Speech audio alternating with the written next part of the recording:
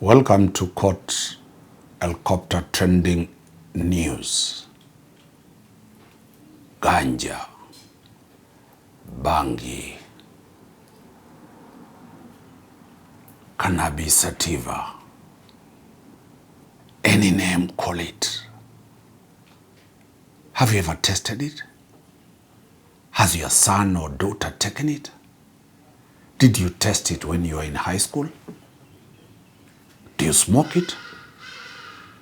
Have you taken shisha that has that stuff? Have you ever been arrested by the cops?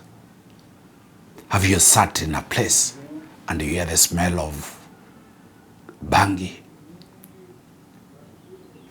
Did you go to school because your parents were selling bangi? And that is how your school fees was paid, your campus fees. Have you gotten so depressed and tired? And when you take the puff, the energy comes back. Are you having a serious issue about your intimacy skills? Have you been told that you need a dose of cannabis to become man enough in bed? Have you been told that when you take bangi, you eat a lot, you get this stamina? Is it a myth or is it real? Is your worker taking bangi and he can dig 5 acres a day alone? Are you a matatu tout? Are you a kokoteni guy? You carry heavy loads because you've taken something. That sacred weed, that what the Rastafarian do, today is our trending issue. Do you dance to reggae? Look at me. I'm today wearing like a jar Rastafari. What is this? This one was the question that went to the High Court in Milimani. High Court, petition number E175 of 2021. This petition was filed in 2021. The judgment came out today. Let us start with the introduction. The Justice, Honorable Mr. Justice Bahati Mwamuye, MBS, starts the introduction with the following music. Ukiamka kwenda church, mi huamka kuvuta bangi. Huh? Vivian, are you sure I'm reading well? I must be mad. Ukiamka kwenda church, mi huamka kuvuta bangi. Mi huvuta bangi ndio ni deal na mashetani. Mi hukula bangi zishike zikiwa ndani. Na kama hupendi bangi, we ni mtoto wa shetani. Can you imagine? This is a judgment of the judge of the High Court. I'm reading. I know you think Vivian and Danstan have taken bangi and they are crazy. Let me repeat. Hey. Ukiamka kwenda church, mi huamka kuvuta bangi. Mi huvuta bangi ndio ni deal na mashetani.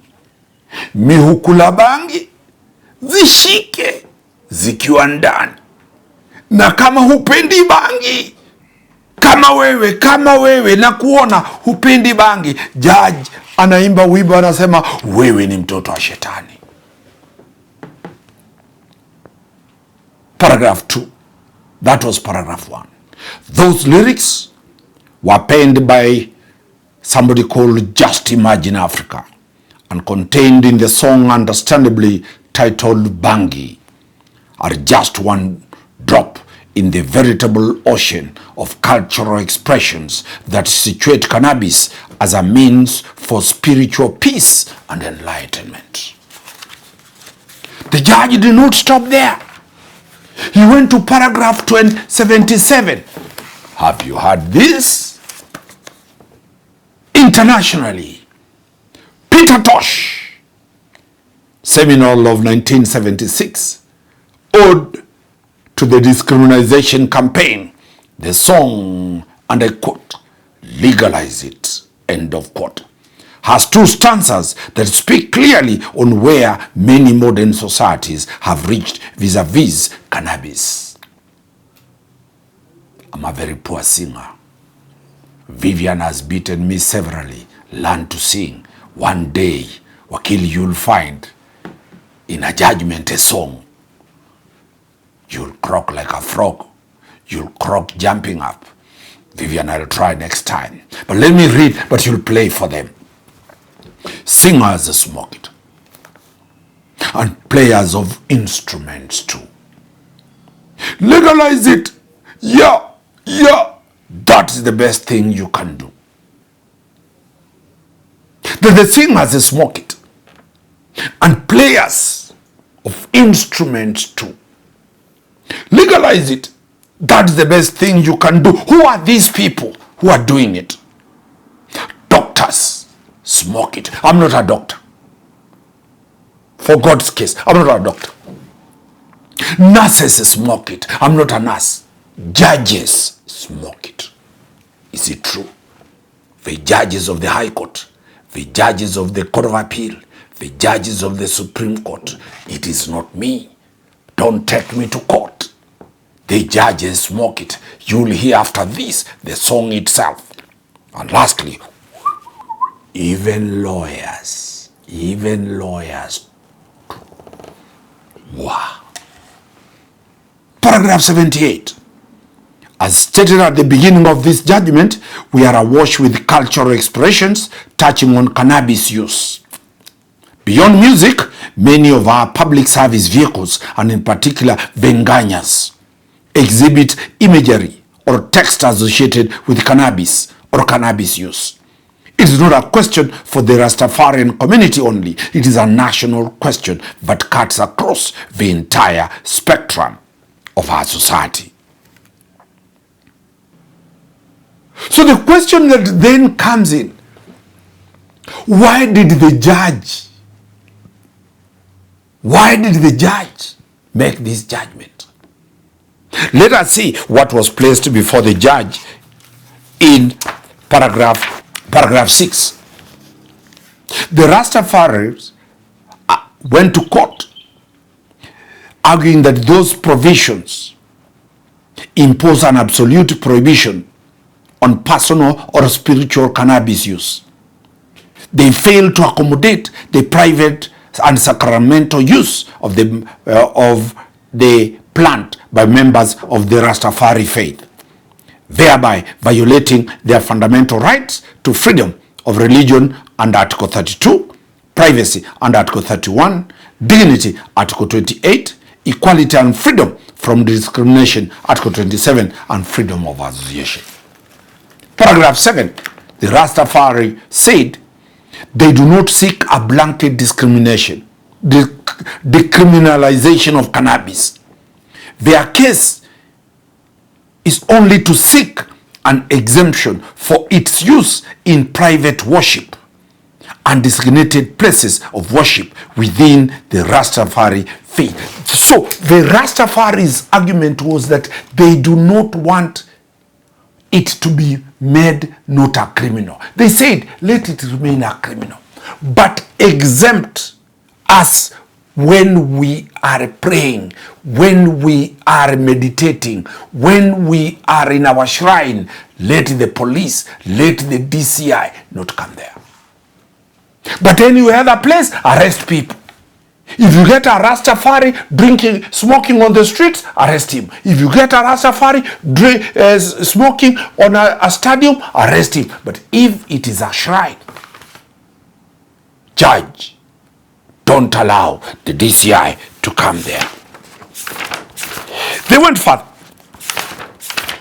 And this is the arguments that they raised in page 32. Paragraph 32, the judge identified 3 issues. 1, whether the petitioners have exhausted the available legal mechanisms before invoking the constitutional jurisdiction of the court. 2. Whether the petitioners have established the impugned provisions of the National Drugs and Psychotropic Substance Act of 1994 violate their fundamental rights and freedoms as guaranteed under the Constitution. Lastly, whether the limitation of the petitioner's rights occasioned by the impugned provision is reasonable and justifiable in an open democratic society as required by Article 24 of the Constitution. The judge went to paragraph 67 and looked at these issues, and this was what the judge found out. Very horrifying figures. The judge looked at the NACADA 2022 National Survey and found out that cannabis is the most widely used illicit drug in Kenya, with over 500,000 persons reporting current use. Oh my God. Currently, over 500,000 people have 1 million. 2. The survey further established that cannabis use has increased by approximately 90% over the past 5 years. 90% over the last 5 years. With the age of initiation reported to be as low as 8 years. Vivian, tutapigwa. The age when young children start smoking is 8 years. Can you imagine? I can't imagine. 8 years. At 8 years, I could not even pronounce my name Omari. At 8 years, I was a rascal running all over. I didn't know anything today. Kids of 8 years have started taking cannabis. The judge gives a worrying trend. Approximately 47% of the current cannabis users exhibit indicators of dependency or problematic use. All the 47% have problems. They are addicts. They are depending. They can't come to work until they have smoking. Are you one of them? What are you? An engineer? A nurse? A doctor? A surveyor? An IT expert? A journalist? Do you function without cannabis?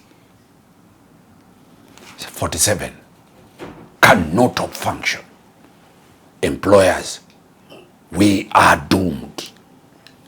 Are we going to have people to employ if 47% of all our employees are dependent on alcohol, on cannabis? Paragraph 38. Studies have established that cannabis use during adolescence is associated with reduced IQ scores. Are you daft in class?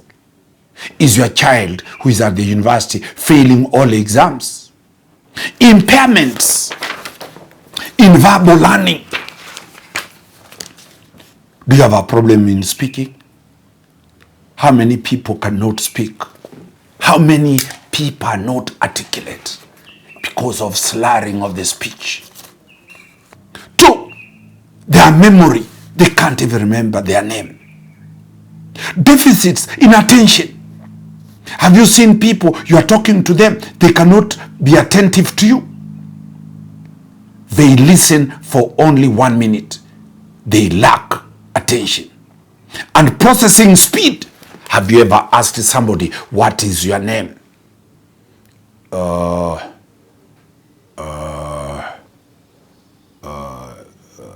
You asked? Or you wanted to know my name? My name is Vivian. So what is the role of the state? Why is the government insisting that cannabis cannot be allowed? Section paragraph 29 says the state has also a compelling interest in preventing the diversion of cannabis into illicit market. Cannabis trafficking is frequently associated with transnational criminal syndicates, money laundering, and violent crime. Any relaxation of criminal controls of creation of exemptions based on religious or cultural claims could create enforcement loopholes that could be exploited by traffickers to disguise illicit cultivation, distribution, and movement of cannabis under the guise of protected religious practice. This would undermine the state's ability to combat the drug trafficking and organized crime. So the judge in paragraph 75 now brings a very fundamental issue. In paragraph 76, the judge says, it is beyond dispute that use of cannabis in this country has become ubiquitous and has arguably been so many decades. It's not an issue of today. Indeed, the petitioners showed that products that contain cannabinoids are being freely sold in mainstream shops and supermarkets.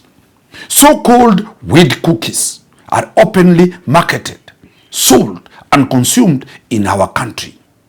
Many prominent Kenyan personalities have even admitted to past or present cannabis use, and being associated with it no longer has the shock effect it had in former days.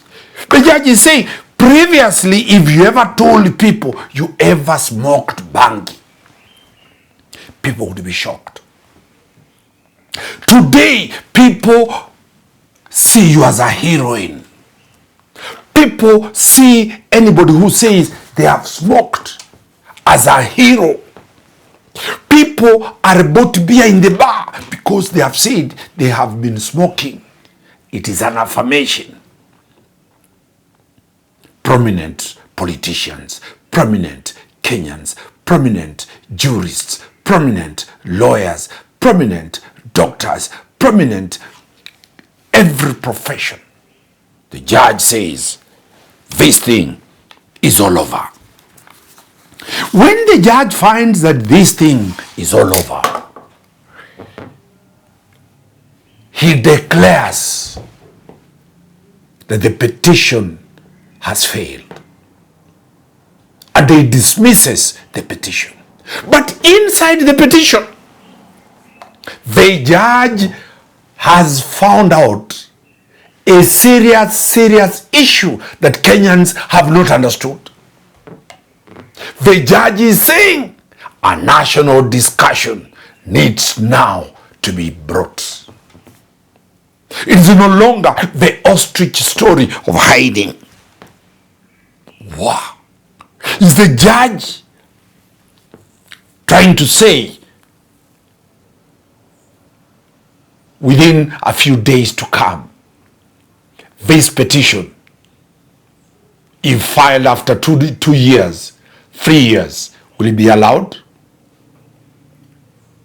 Was the judge restraining himself, considering the pressure if the judge allowed it? Let us see what the judge is saying. The judge says, paragraph 79, this is not to excuse cannabis use or to argue that it should be legalized merely because the war is lost, as it were. Rather, it is to ask whether we need to have a national social conversation.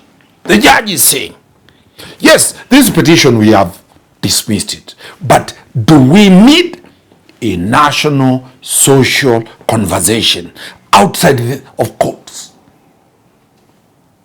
and the legislative houses on what do we do now with this phenomena in light of what it has become in our society? The judge is saying this is a monster. We cannot run away. We must discuss it, not in parliament, not in courts, not in petitions, outside the courts. Why is the judge saying that we need a national discussion. Paragraph 80.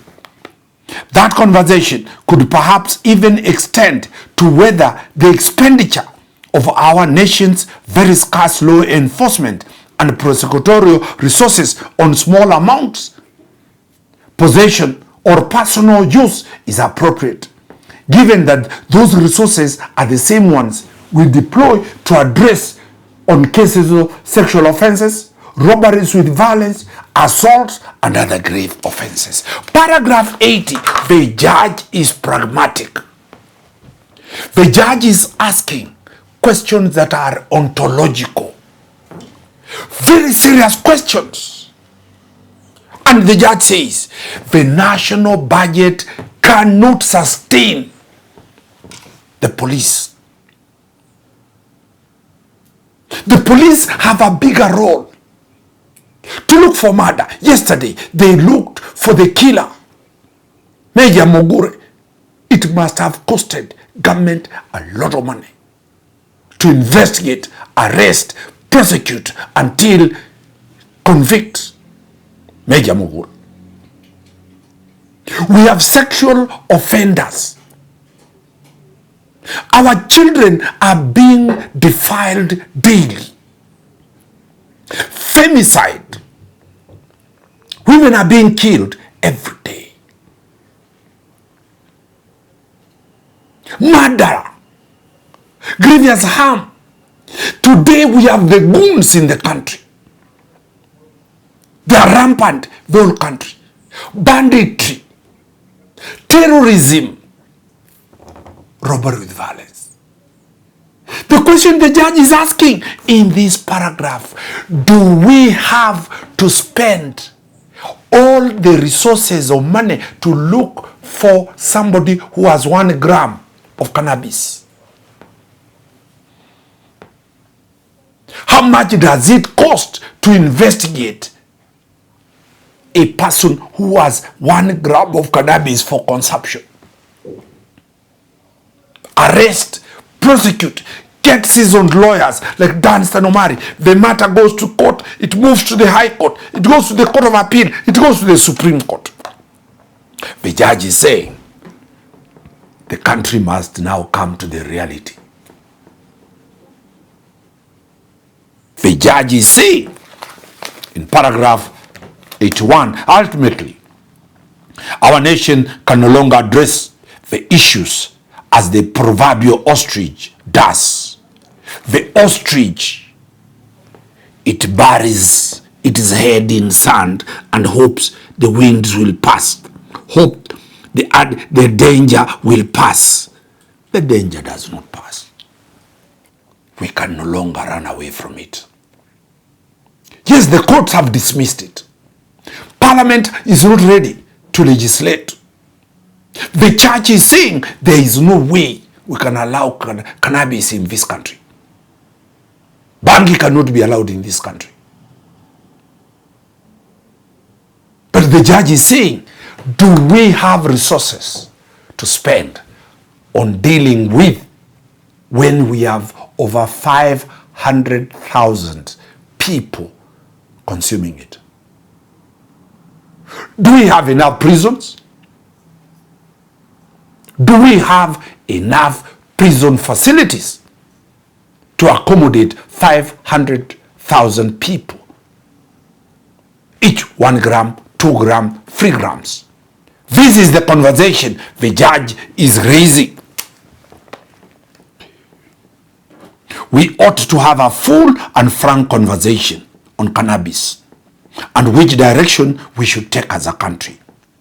The status quo appears untenable. Wow. We are hiding ourselves. This status quo we are having is untenable. Many will be asking, why did the judge not allow it? But the judge is telling you, this is not a case. In the next 2-3 years, it will be allowed. What did the judge make? Returning now to the four corners of the matters that was squarely before the court. It is a conclusion of this court that for the reasons set out above, the petitioners, 1, have not discharged the burden of proving that the impugned provisions of the Narcotic Drugs and Psychotropic Substance Control Act violate their constitutional rights. 2, the petitioners have also not exhausted the available legal and administrative mechanisms before invoking the constitutional jurisdiction of this court. 3, the evidence of the centrality of cannabis to the Rastafari faith was also inconsistent and does not demonstrate that its use is an essential element of the religion. Lastly, the limitation of the petitioner's rights, if any, is reasonable and justifiable under Article 24 of the Constitution, as the impugned provisions serve the legitimate and pressing purpose of ostensibly protecting public health and safety. Accordingly, I make the following final orders. The amended petition dated 24th May 2021 is hereby dismissed in its entirety, and each party shall bear their own costs.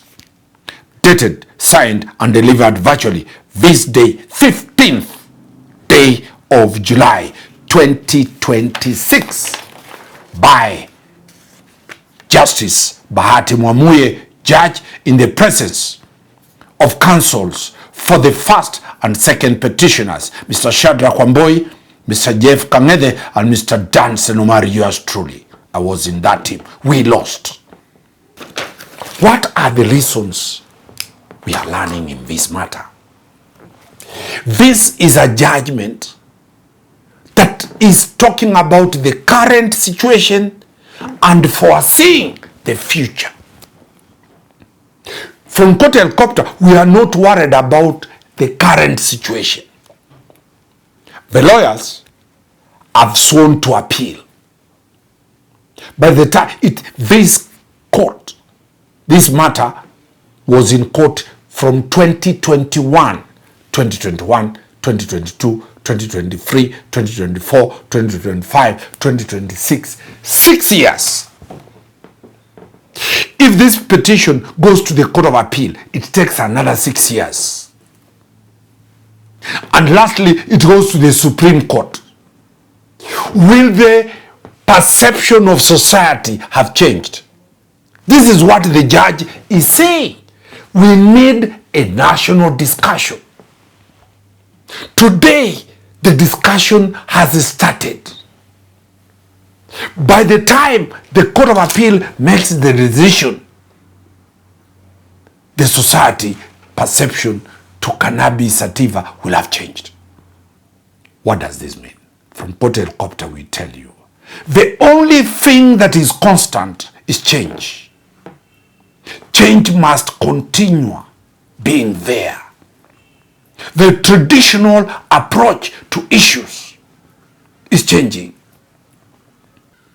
Wakili Danstan Omari, bringing it to you in the most